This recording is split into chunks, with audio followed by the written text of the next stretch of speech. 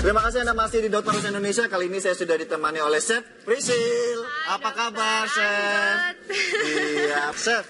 Kali ini saya ingin memberikan informasi kepada Anda mengenai hal yang berkaitan gangguan pada pergelangan tangan. Pergelangan tangan? Akibat aktivitas sehari-hari yang dilakukan terus-menerus dalam jangka waktu lama. Iya. Gitu. Berarti saya jadi chef juga potong-potong atau ngupas. Kalau dalam banyak banget juga ngaruh dong. Iya. Kenapa tuh seninya? Apalagi saya kan tahu tadi kita di belakang ngobrol bahwa chef itu nggak langsung jadi chef. Ternyata ada prosesnya. Katanya Chef Prisil ini dulu pernah motong bawang bombay sebanyak 50 kilo. Iya, kurang lebih lah.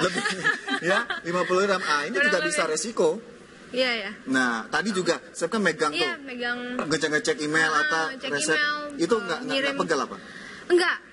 Kalau punggung pegel karena tadi. Punggung pegel karena kalau tangannya enggak nih, pergelangan tangannya. Pergelangan tangannya enggak. Karena saya pakai Evertap AT1G dari Evercost. Ini the slimmest and the lightest step tuh.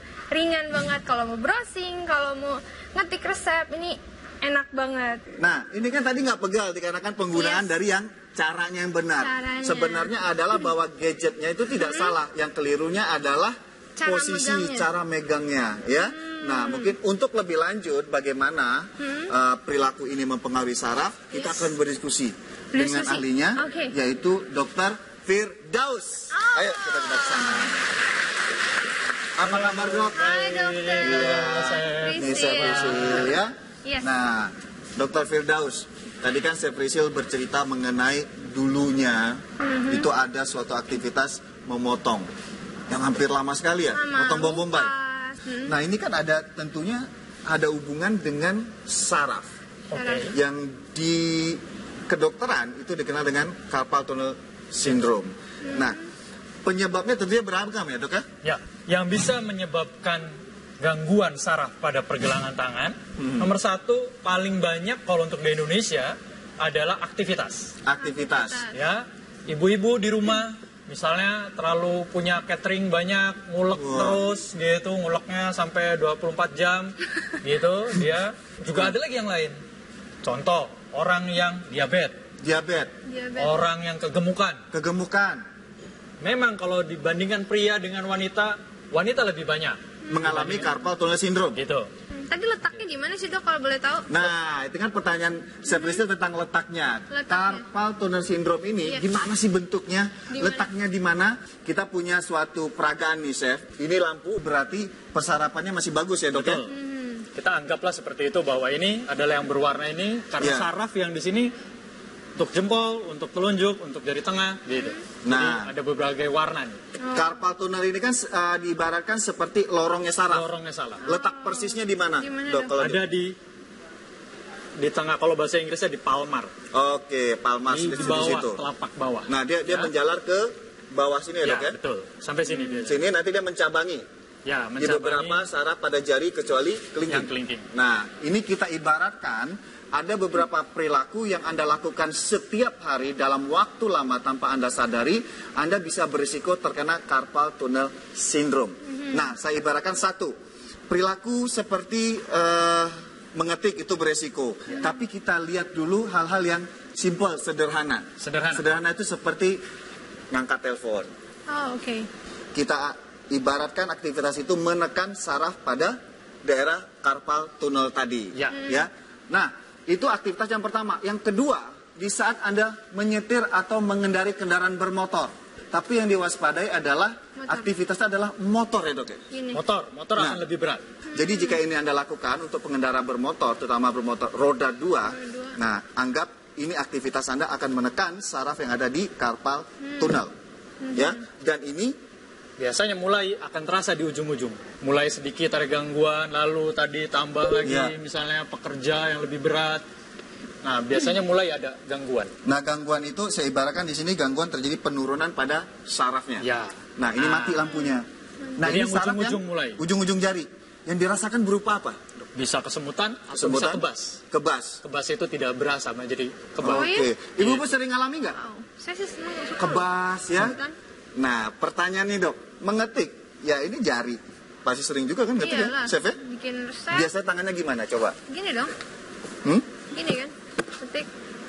Oke. Tangannya pasti gini kan? Gini. Iya. Nah, bisa dokter contohkan? Katanya posisi begini, atau begini. Iya, yang benar Betul. gimana, Dok? Jadi yang benar adalah harusnya lurus. Nomor 1 untuk sehingga tidak ada bengkokan di pergelangan tangan. Oke. Yang kedua, harusnya siku ini sejajar dengan meja. Oh, dengan meja. Oke. Sehingga kalau dokter Rian seperti ini dia lebih tinggi, Nggak boleh dia akan ya? menekuk. Oke, ini Iya, udah. Gitu. Nah, itu akan membuat dia Jadi lama-kelamaan posisinya harus capek di ligamentum ini ini. lurus sama Iya. meja. Nah, apabila perilaku keliru ini dilakukan terus-menerus, dalam tentunya jangka lama, akan mengganggu atau menambah penurunan dari fungsi saraf yang terdapat pada carpal tunnel. Ya. Dan ini beresiko hampir keseluruhan dari saraf carpal tunnel ini Ya, mengalami saraf penurunan. medianusnya akan mengalami kerusakan. Kerusakan. Mati semua.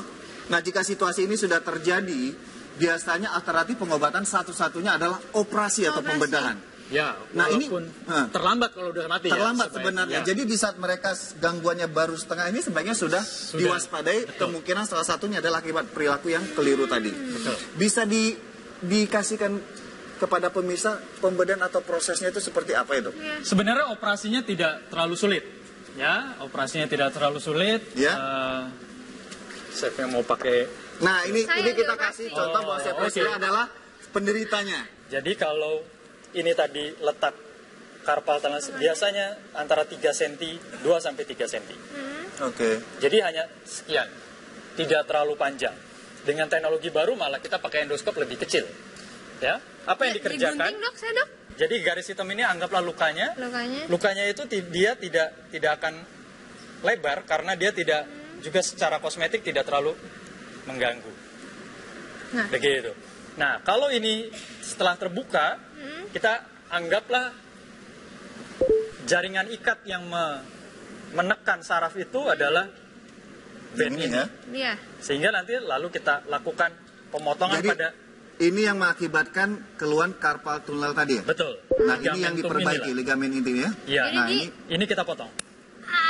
Nah, keluhan kebas, kesemutan, bahkan hal-hal yang lain ini mulai berkurang. Berkurang. Nah, situasi ini apakah bisa sembuh total? Kalau pada stadium awal, ya. Ketika belum terjadi adanya otot yang mengecil, ketika belum terjadi adanya gangguan dari fungsi gerak, sangat mungkin kembali. Untuk kembali ya, oke. Nah, di sini kan untuk tadi ada proses di mana perilaku menggunakan komputer. Nah, ini berkaitan dengan keyboard dan mouse-nya. Nah, di sini mouse-nya gimana, Dok? Ya. Sebaiknya gimana? Sekarang Ini kan sudah mousepad. ada beberapa cara untuk mengurangi. Dia memberikan, menggabungkan mousepad, biasanya landasan buat mouse, dengan tatakan untuk membuat tidak terjadinya Peregangan kelelahan. berlebihan ya, kelelahan. Sehingga kalau ini mouse-nya, dia akan menaruh pergelangannya di bantalan ini. Nah, itu tadi. Nah, habis ini ada apa sih? Ada informasi mengenai suatu keluhan yang berkaitan dengan perilaku aktivitas mobilitas yang tinggi pada Anda. Dan ini berkaitan dengan saraf juga. Ya, masih dengan Dr. Firdaus. Jadi jangan kemana-mana. Tetap di Dr. Oz Indonesia.